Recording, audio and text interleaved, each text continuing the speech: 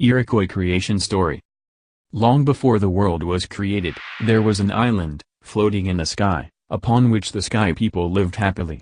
However, one day one of the sky women realized she was going to give birth to twins.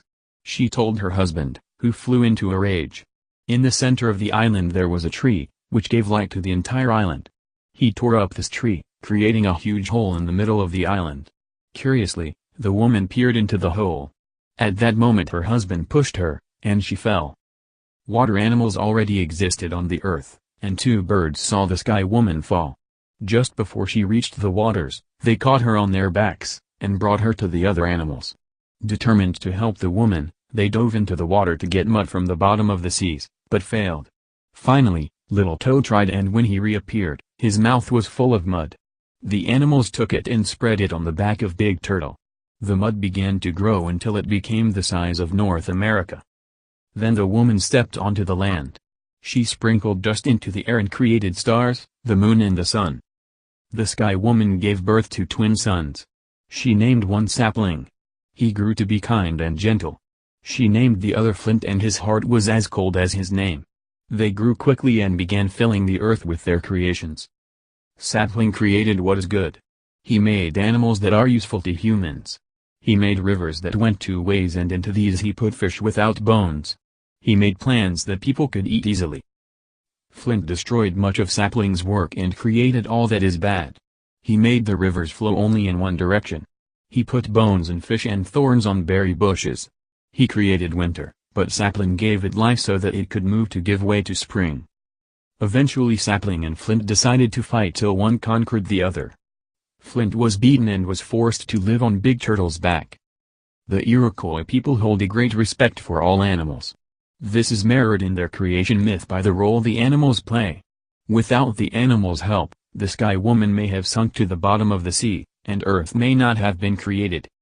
Australian Aborigine creation story. There was a time when everything was still. The Great Father of all spirits was the only one awake. Gently he awoke the Sun Mother. The Father of all spirits said to the Sun Mother, "Mother, I have work for you. Go down to the earth and awake the sleeping spirits. Give them forms." The Sun Mother glided down to earth, which was bare at the time, and began to walk in all directions, and everywhere she walked plants grew. The Father of all spirits came and saw her work, but instructed her to go into the caves and wake the spirits. This time she ventured into the dark caves on the mountainsides.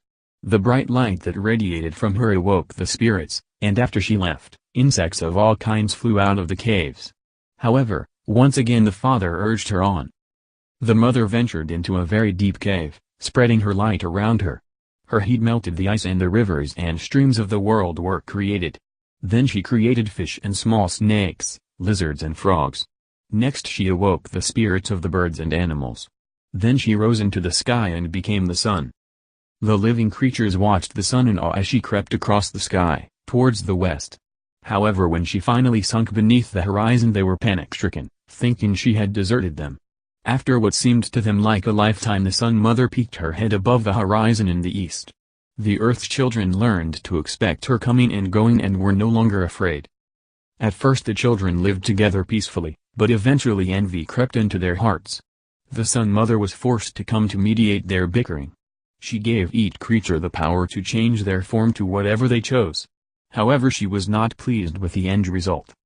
The Sun Mother looked down upon the earth and thought to herself that she must create new creatures. She gave birth to two children. They became our ancestors. She made them superior to the animals, because they had part of her mind and would never want to change their shape.